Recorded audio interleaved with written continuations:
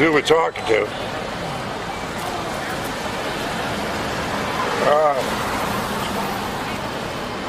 I don't know. Tell the people what you told me, Lawrence. Who are you and what do you do here? My name is Lawrence Clark. I'm a freelance and paid photographer. I'm also a manufacturer of memorabilia. For 4 years, I've been serving as the Saints, New Orleans Saints official memorabilia manufacturer. EmpireMemorabilia.com is the website. And I'm out here taking pictures today. And stop by and see badass Uncle Sam. Yeah, so you get 50-yard ticket. You on the field? Can you get on the field? Yeah.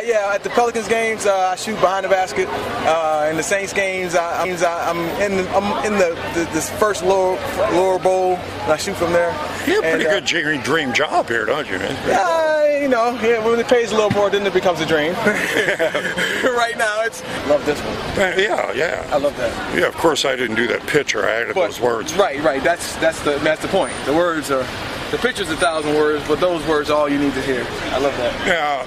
Yeah, I just met you, so I'm making assumptions here, but this is what I find to be in general for people who grew up in New Orleans. We don't take this shit seriously. We know we're being jammed. And that's what Mardi Gras is all about, is to come out, all right, let's ridicule it. Am I right here? Am I wrong, or is this pretty much the... I think that's pretty accurate. That's why there are 2 Mardi Gras here, unfortunately. I call them the 2 Mardi Gras. You have the Mardi Gras and then you have the Zulu Mardi Gras at the underneath the playground. Well, then they have the Vu Parade one, and off splits, off of them. But the point is, we just go. We ridicule the shit out of them in any way we can. Right. It's in our DNA. It's in the DNA here. The people that grew up here. Right. That's part of it. So because this is basically a liberal shit hole. Right. Of course. For the most part. Right. Naturally. That's why it's so messed up. That's why nothing ever gets done. Where do you fall politically, or do you even? I guess I don't really participate per se. I just don't participate because, like you said, 98% of them need to be in jail. So it's like, why waste my time and I can make better change in the community myself. Now, being mixed in with sports like you are, politics has been being mixed in with sports a lot. Absolutely. The whole kneeling thing and everything like that. It's hurt the sport, right? I think so. I mean, when the DOJ about 10 years ago decided they were going to do the anthem and with the players on the field, I guess it kind of opened the door. And quite frankly, I thought it was amazing that it took so long for anybody to say anything or do anything. But it was good intentions. The patriotism to promote, enlistment to the armed forces. That's pretty much what they were doing with the sports thing. And I just think it just kind of backfired because it left the window open for the players to be vocal, and generally those guys aren't because they're getting paid so much money that they don't rock the boat. It's like, well, I'm getting paid $4 or $5 million a year. I could be political over there. So I think it may have hurt the sport in that aspect, but just generally. Everything's getting politicized. That's what's so crappy about it. Yeah. I mean, the humor has been killed. Now sports have been invaded. I mean, people don't go to a sports venue to be. I'm bad enough. I'm out here like floating around like a turd in people's vacation punch bowl, because they come here to forget this stuff. Here I am going, hey, right? So I'll catch the flag for that, all right? Right. But they're not paying a lot of money to walk the streets. Naturally. You pay $150 to go watch a game and then be preached to by some guys that are making $14 million a year. Exactly my point. I feel like if those guys really wanted to make a point, they use their finances and use their influence in the community to do it. Well, I know some of them do. I get what they were doing as far as the awareness part, but I mean, there are better ways to do it. I think. But don't you think they're being played too? I mean, because the powers that be through the bullshit they get. I mean, all of the stuff they project is projected because they want to project it on us. It's not like we're thinking about it. Exactly. know, no, I wasn't thinking about the kids on the border that were, for years now have been, having to go through the bullshit they go through. But because all of a sudden now we got to think about it because it's in our face. Right. So it's that propaganda, which is again, exactly. I think you're absolutely correct on that, the propaganda side of it. I mean, like you said, everything is being politicized. Myself, I'm actually, as a photographer, I was ticketed here in New Orleans for selling artwork, which I wasn't doing. But we just went to Supreme Court about 3 weeks ago. Yeah, I took it all the way to Supreme Court. It's in the New Orleans Advocate. Lawrence Clark versus City of New Orleans. And we were able to get it all the way up to the higher court. The justices heard the case, and they'll be making a ruling hopefully in a couple months. But, I did it because the cop who gave me the ticket, she was very unfair about the whole process, I just thought the reason I fought it so vigorously was because I felt like if it was a younger kid who didn't know his rights, to be able to express himself through art, because she said I was selling art. So I just used that as a catalyst to go ahead and take it up to the court. And then, like I said, we went to the Supreme Court last month, and we're waiting for the justices to come back with the word. So, you have to. I see challenging the process that way. Yes, is the way to go. I mean, like you said, being paid $15-16 million a year, just do your job. Everybody else who goes to work, they can't do it. Well, that's it. We have the means now. Are those means corrupted in a lot of ways? I mean, judges corrupted. I mean, look at the Department of Justice right now. We're finding out how corrupt it is. Right. And the Department of Justice person I just spoke to, well, I asked them, what's the biggest problem we have? Because nobody's got any faith right now in our justice system because we're not seeing the people that need to go to jail. Exactly. So I says, can you tell me what the problem is? Because you're Department of Justice. And she goes, the CIA. They really run everything. Now, to get that out of her was great. I mean, to hear that, which means that it's we've got too many so-called intelligence agencies. Right. It is the shadow government. We really don't have much to say because we keep on voting people in to do one thing and then they do another. Right. So they're obviously not listening to us. Right. There's a hand somewhere. Yeah. Has to be. But then he came in. Right. He wasn't supposed to be there. Right. Yeah, exactly. He's changing the game. That's for sure. The only thing that I won't say scares me about him. It's just when I worked with him on The Apprentice, it was kind of like... You worked with Donald Trump on The Apprentice? Yeah. We worked on the celebrity version back in 2010 when Jenny Finch and... So you worked personally with the man? Yeah, every day, 6 months we were close quarters. And then how was it? It was great. Yeah. And I tell people that as a black man, and it's like, what?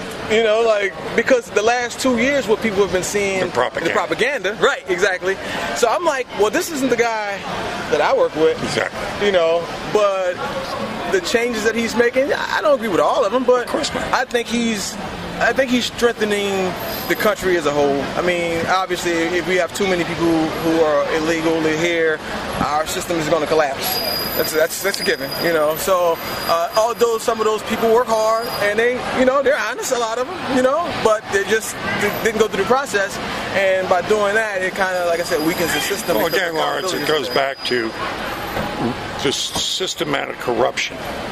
No one man can come in. Right. No group of people can come in because it built up. It took years to get here. Yes. To infest this much corruption through the entire system, it took years. So no one man's going to come in because we leapfrogged everything else. I mean, we went against the grain convention, and that's why he got in. Right. It wasn't for the internet, social media, he wouldn't have get in. Right. It wasn't for the fact that I was out here talking to people who've never voted before in their lives, 50-odd years old, finally came out of the woodwork, say, at least this guy says, he's talking like I think.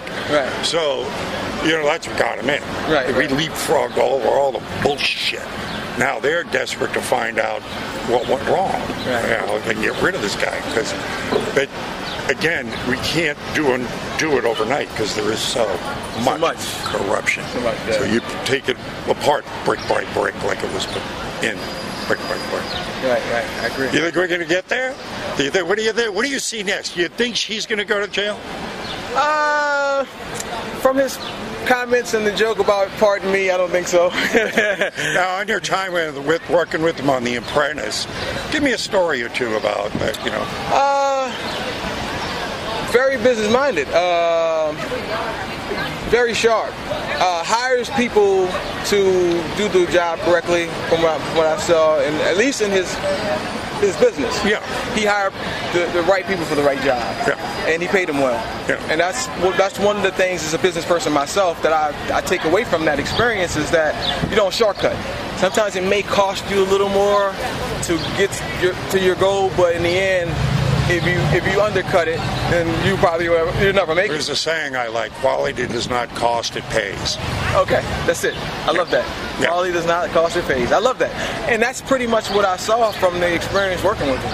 And like I said, the guy who's the head of his security was a Latin American guy. The guy who's the head of his well, he was never called a racist before he started. Right. He'd have, he'd hang out with everybody. And then he got the Jesse Jackson Award. And I don't know. He's never been called a racist before. He sued, he sued the Palm Springs to allow, blacks and Jews to come into the community. He got an award for that. So, again, it goes back to, making up the bullshit. Yeah. We got to have something to be angry about. Right. So make it up. If it doesn't exist, make it up. Manufacture. False flag it. Right. Hey, some of the greatest tyrants in the world have come to power that way. And now jumping on something you might know, but how much is CGI now playing into the falsities we see on the TV? Well, because they make up crap anyway, Well, you remember the movie Wag the Dog? Yeah. Yeah. And that was in 1998. Right. So, imagine it's come a long way now where they can pretty much manufacture anything, couldn't they? Yeah. Couldn't you manufacture a few touchdowns for the Saints? Once I saw the holograms coming about and the way that they're CGI and the holograms, I'm like, anything. And I'm in technology. Yeah, that's why I asked. Gene company, printing, so it can be easily manipulated. I believe so. I know. I do it every day. So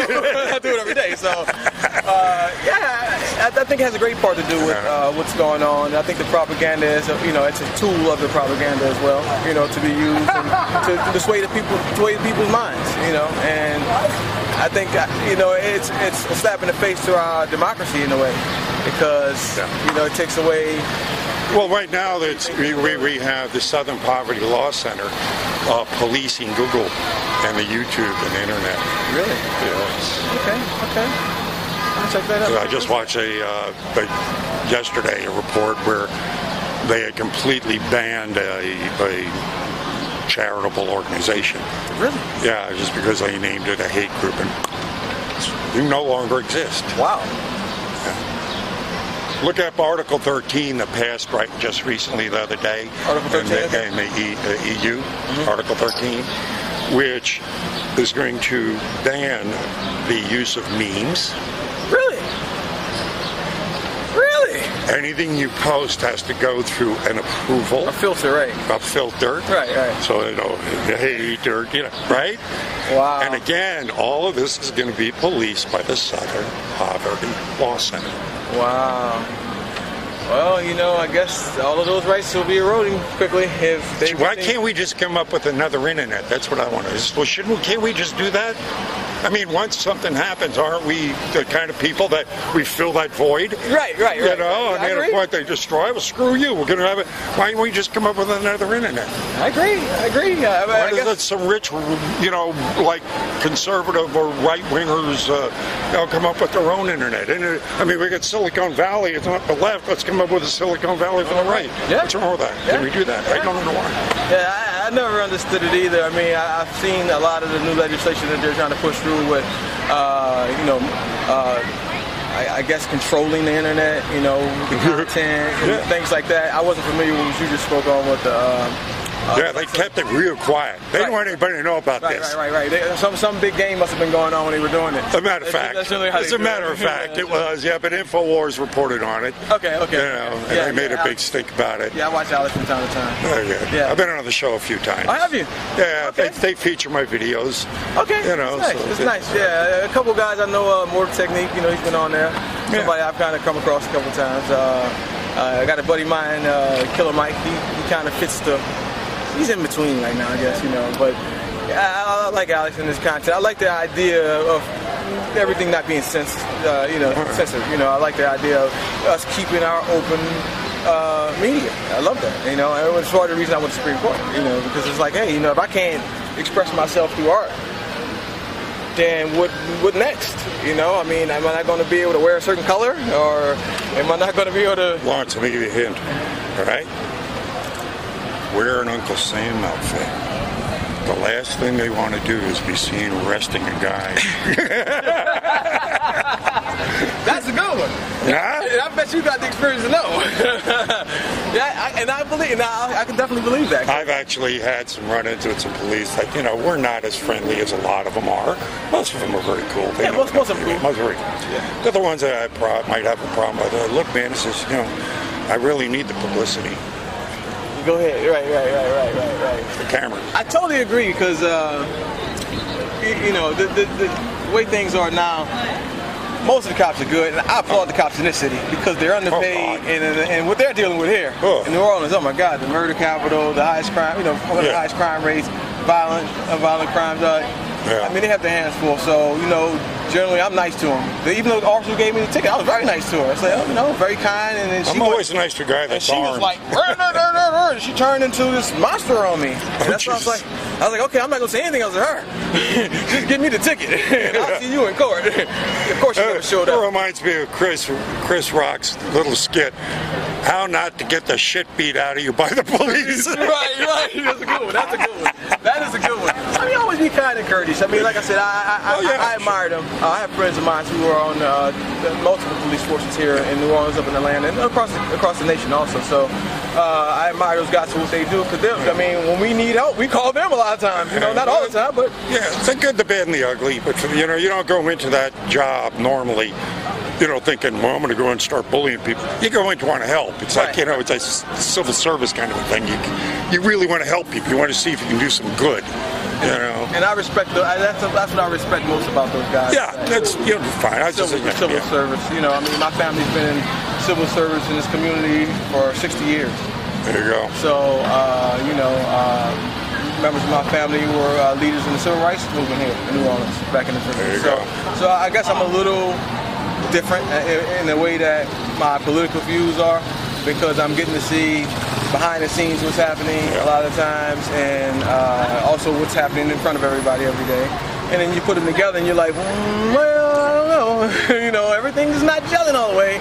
Yeah. So, but hey, it is what it is, I guess they say, and hopefully we can change it to make it something better. Oh, the changes are coming already. I mean, it's organic.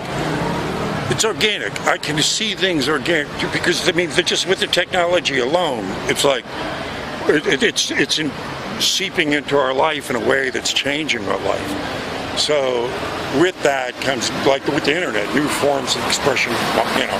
Right. You can't shut us up, pal. Yeah. Well, it's a pleasure. I know I keep them in. God bless me. I know I'd come around again and Yeah, talk. I'll come by. I mean, I'll be out here shooting more regularly in the area, so during the weekends especially, so that'd be terrific.